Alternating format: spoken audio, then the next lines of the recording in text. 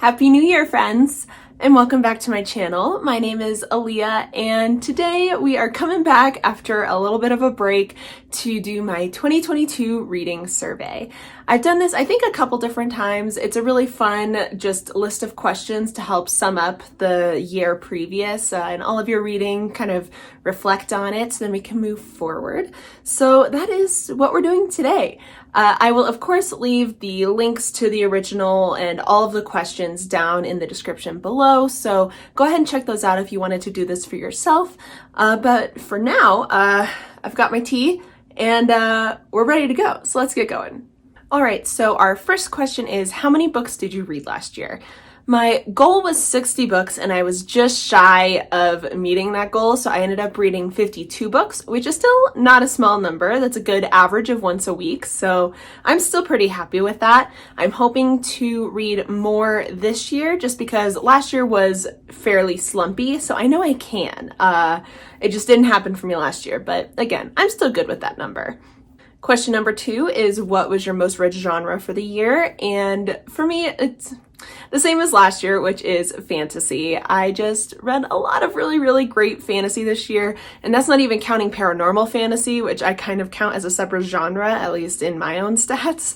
So if we combine those, then it is over and away my most read genre, and I'm very happy with that. It is one of my favorite genres, clearly, and I had a whole lot of fun with it this year. Question number 3 is, what were the longest and shortest books that you read last year? The longest book that I read was Silver Under Nightfall by Rinch which comes in just over 500 pages. I don't tend to read much bigger than this. It is a chunker, for me at least. And the shortest book that I read was probably actually a 3-way tie with Love Song Part 2, and Feral Song. These are all novellas or short stories, about 10 to 15 pages each, in the Green Creek series that kind of take place between different books in the series. So I read all 3 of those last year. So one of those. I think technically the first Love Song one, but any of those could apply. Question number 4 is your favorite 2022 release, and we are coming back with Silver Under Nightfall by Rinch. This is one of my favorite books of the year. I adored every single second of reading this. The relationship between the 3 protagonists in this was just chef's kiss. I loved every bit of it. It was super engaging. I read it in record time for how long it is, and yeah, I adored it. So definitely my favorite 2022 release, and I'm just waiting with bated breath for the sequel to be announced. Question number 5 is favorite 2022 debut, and this would definitely be Kaikeyi by Vaishnavi Patel. I was shocked that this was a debut, honestly, because this is an incredible retelling of the story of Kaikeyi from the Ramayana, and it was so good. It was just so nuanced. A lot of discussions of feminism and just the way that women are and were treated within a certain cultural context was just excellent. And plus we got really amazing ace rep in Kaikeyi, and I loved that. So absolutely, this would be my favorite debut of the year. If you have not read it yet, please go check it out. Question number 6 is favorite book not published in 2022, and this is my absolute favorite book of the year, and that is Winter's Orbit by Everina Maxwell. This I read way back in March of 2022, and it has stuck with me since. I am obsessed with this story. I'm obsessed with these characters. Kiem and Janen are like my 2 children. I am just obsessed with their story. This was written in such a really endearing way, and the world building was incredible. There was a lot of political machinations. It was very, it was so good. I can't speak any more highly with this book. I absolutely adored it, and I'm probably going to find an excuse to reread it this year. Question number 7 is a book that did live up to the hype, and I have 2 for this. First is going to be The Charm Offensive by Alison Cochrane. This was just so good. This is probably my favorite just straight up romance that I read this year. It was just so good. Everybody was raving about it, and I had a feeling I would like it, and I did. I absolutely adored this because the relationship between Dave and Charlie was just really, really well crafted. And there was a lot of really great discussions on mental health in here. And it was so good. Absolutely worth the hype. If you like romance, pick this up if you haven't already. The other book that lived up to the hype would be The Fifth Season by N.K. Jemisin. I read this at some point this year, obviously, and I had been putting it off for ages. This book was really intimidating for me just because it's a long, high fantasy, sci-fi kind of book that everybody absolutely adored. This is just incredibly well loved in the fantasy sci-fi community, and I was nervous. I was nervous to get into it. I wasn't sure if it was going to be too much for me, but it was really, really good. I really liked it. It absolutely lived up to the hype because the world building alone was like nothing I've ever seen before. It was absolutely exquisite, and just following the characters and stuff. I need to get to read the sequel, hopefully soon before I forget everything, because it is an incredibly complex world and very, very well done. So this one definitely lives up to the hype. Next up is a book that did not live up to the hype, and for me, I think this is unfortunately Kim Ji-young, born 1982. I wanted this to be a new favorite book so bad.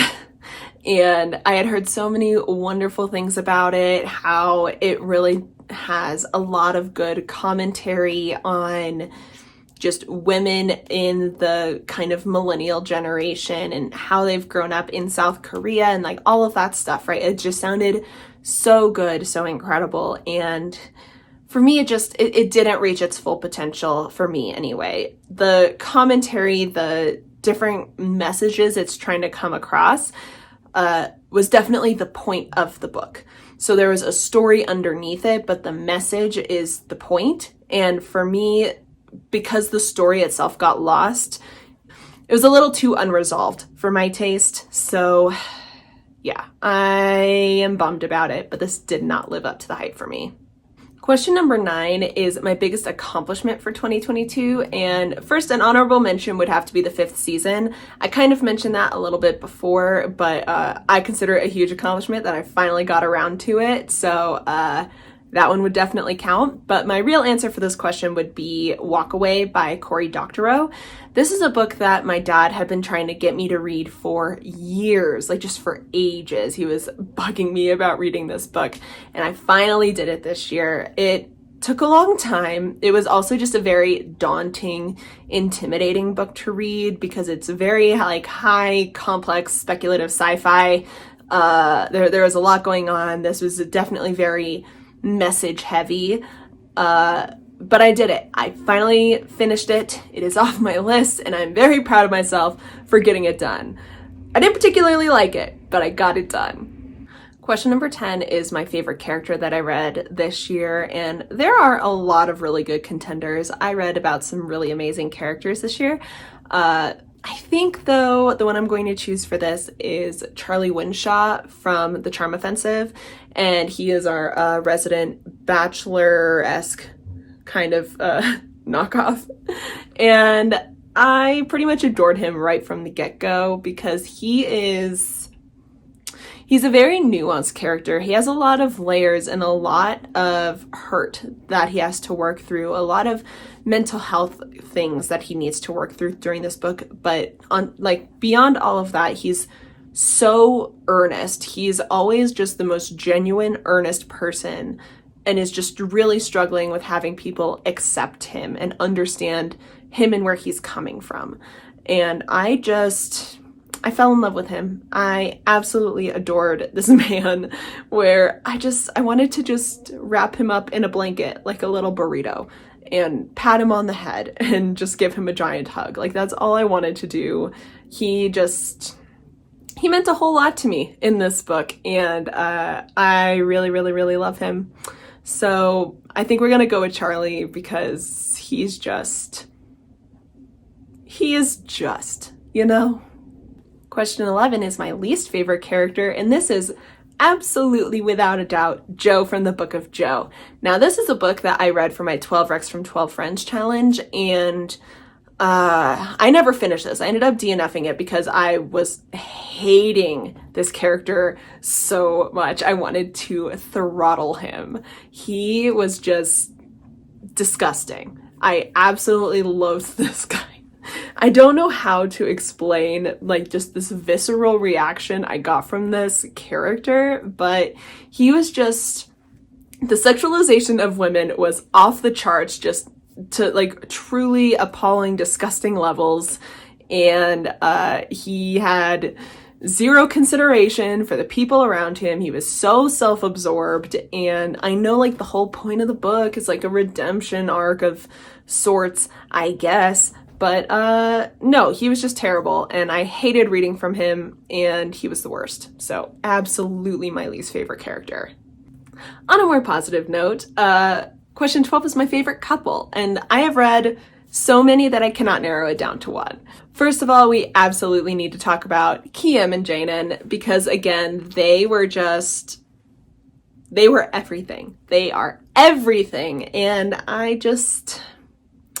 how to describe their dynamic? It was definitely a lot of misunderstandings at the beginning because they had very different ideas of what the other person was thinking. But over time, just the way that they're able to recognize each other's strengths and also recognize when the other person is not giving themselves enough credit, and to see their weaknesses, but be endeared by them and see them as a part of that person.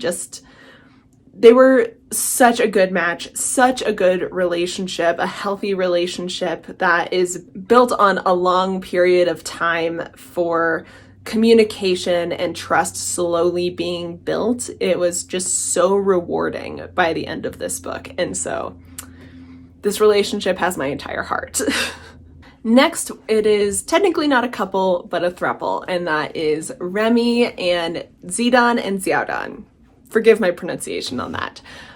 This was my first foray into a book with a polyamorous relationship at the core of it, and I cannot think of a better book to introduce me to that, because this relationship was built on a lot of consent and open communication and building relationships between all three people. So then it's not like 2 + 1. It kind of starts that way, but it definitely is a fully fleshed out relationship between all three of them. And it was just such a healthy, healing relationship. There was so much of this where Zidane and Xiaodan were really trying to help Remy heal from his past hurt and his, frankly, past abuse. And it was so beautifully done. It was so gentle, and it filled my heart with just so much tenderness. It was such a wonderful relationship to read about. So absolutely, these three, one of my favorite relationships that I've read about, perhaps ever, but definitely for this year.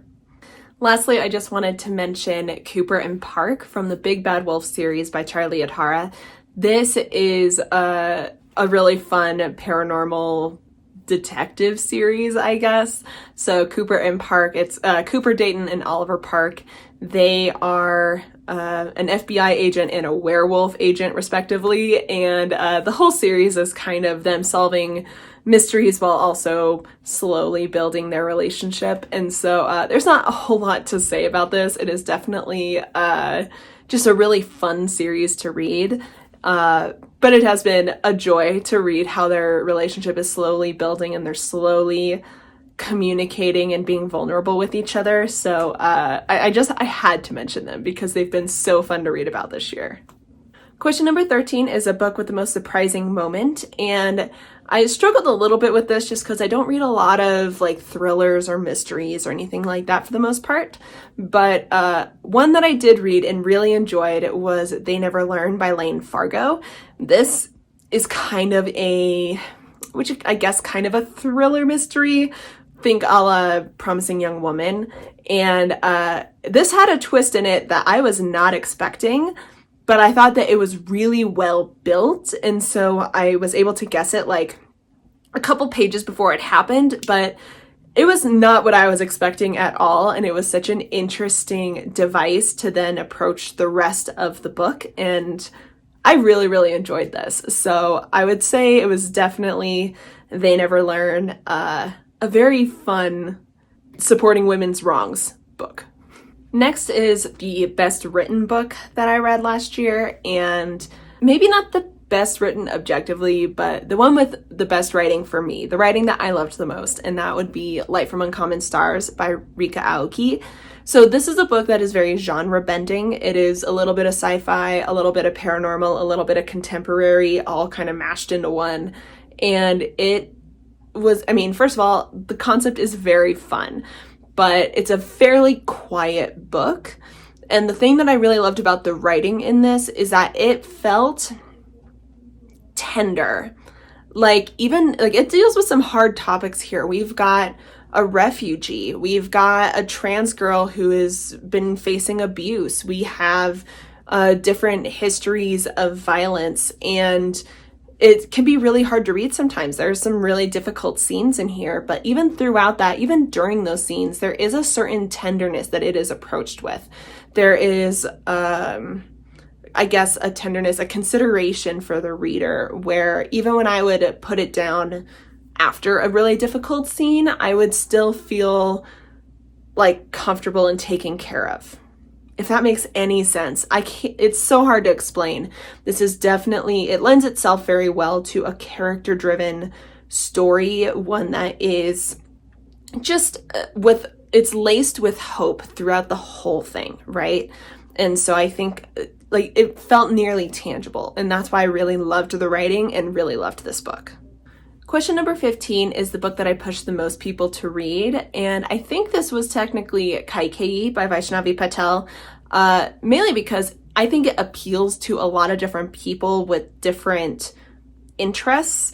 It's obviously very good for people who are fans of fantasy, but also really good for people who want stories about strong women, people who are interested in fantasy retellings, people who are interested in learning more about a non-Western culture. There's a whole lot of different angles of why somebody would like this book, and so that's why I ended up recommending it to several people with very different tastes who I thought would like it. So I think this is definitely the one that I was pushing the most people to read. In question 16 is the book that I will be recommending the most, and this will not appeal to a wide audience, but I'm still going to be recommending it a lot, and that is going to be Silver Under Nightfall, just because it was unlike anything I've read before. It's again, I really think it's a good introduction into polyamory and the way that it can and should work. And also the story itself is fun as heck. We're talking about vampires and stuff, and zombie vampires. It's very good. It's very fun. I will be recommending this endlessly. Question number 17 is my favorite book cover. And so first of all, an honorable mention or two will be Winter's Orbit and Ocean's Echo by Everina Maxwell. I love the designs of these covers. I think that they are just stunning and so fun and such a good like sci-fi kind of cover. I don't know. I love them. So honorable mentions for sure, because I think that they're stunning. Aside from those two, though, I think my favorite cover of the year is the cover for The Girl Who Fell Beneath the Sea by Axio. This is just beautiful. I think it is just absolutely gorgeous. I love the art style. I love that once you've read the book, you can see some kind of Easter eggs within the book. I think it's just beautiful. Absolutely stunning. I just look at it. You know, it is a work of art. Next is a book that made me cry. And so first of all, obligatory I don't cry with books very often statement, because I don't tend to get super emotional when it comes to books, at least outwardly. But the exception this year was, I almost said Agnes. Agatha of Little Neon by Claire Luchette, and this really got to me mainly because it is incredibly relatable to my own experience. This was described by the author as a nun who falls out of love with her religion, and it was just incredibly personally relatable for me. So there were a good couple different times where I was tearing up, where I would shed the lonely tear because it was so relatable and it hit really close to home for me. In the best possible way. This was like a hurt so good kind of situation, but yeah, I definitely shed a good few tears with this one. Next is a book that made me laugh, and that would have to go to The Hanged Man by Katie Edwards. This is the sequel to The Last Son by Katie Edwards, the second book in the tarot sequence, and I love these books because, first of all, the story is really heckin' cool. It's a really unique urban fantasy series, but also the characters are hilarious. Their banter is like nothing else, and it's not even just between two characters. It's like between all of them. They're all so sassy and so very different. You can tell that they all have very different senses of humor, but that they build off of each other anyway. It is a really fun dynamic between the 5 core characters in here. And so I would find myself laughing out loud several times during this book because they're absurd. They're really, really fun characters. And even though the plot of this book is fairly serious, it's a lot about abuse and consent in here. So I guess keep that in mind if you're interested. Check the trigger warnings, please. But even within all that, it was so funny. And I just always laugh with these characters, and I'm sure I will do the same in the third book when I eventually read it. Question 20 is my favorite newly discovered author, and that is going to be, say it with me now, Everina Maxwell of Winter's Orbit. Again, I read Winter's Orbit, and then I also read her sophomore novel, Ocean's Echo, this year, and I also really enjoyed that. So she's become an auto-buy author for me now.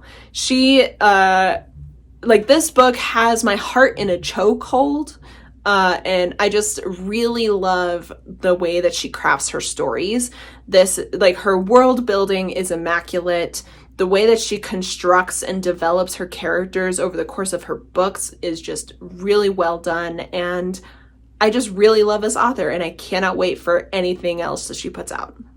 Question 21 is my guilty pleasure read for the year, and I'm not guilty at all, but this will be the Big Bad Wolf series by Charlie Adhara. I read the first 3 books in the series this year, so that will be The Wolf at the Door, The Wolf at Bay, and Thrown to the Wolves. There are 2 more books in the series that I'm really hoping to finish out in 2023, but this is just really, really fun. It's just a fun series to read.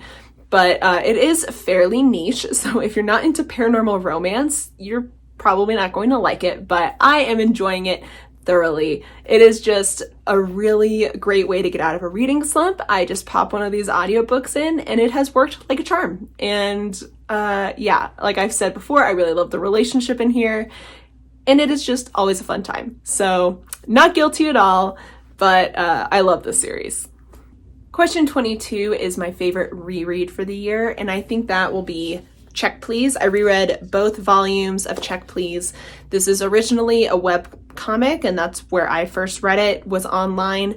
But this is just a really, really cute graphic novel series following Biddy, our resident baker and hockey player, and this is also a very heartwarming series. This is absolutely good for fans of Heartstopper. It's just really, really cute. And the art style is really fun, but it's also fun because you can see how it changed over time. So yeah, I had a really wonderful time rereading these. It's definitely a comfort read, just reading about these boys playing hockey, baking pies, and falling in love. It's just wonderful. So if you haven't checked these out and you're a fan of Heartstopper and other graphic novels, please do, because they're just lovely. Question number 3 is the best nonfiction I read, and I read a whole 2 nonfiction books in 2022, so not a whole lot of options. I will say that I think the best one that I read well, let's just talk about both of them. I read More Myself by Alicia Keys, and this was a really well done memoir, and I would absolutely recommend the audiobook for this because there is music involved. There's a lot of audio cameos by a bunch of people in Alicia's life. Check out that audiobook. It is a wonderful time, and that's coming from somebody who doesn't like memoirs, so I would check that out. The other nonfiction book that I read was Digital Minimalism by Cal Newport.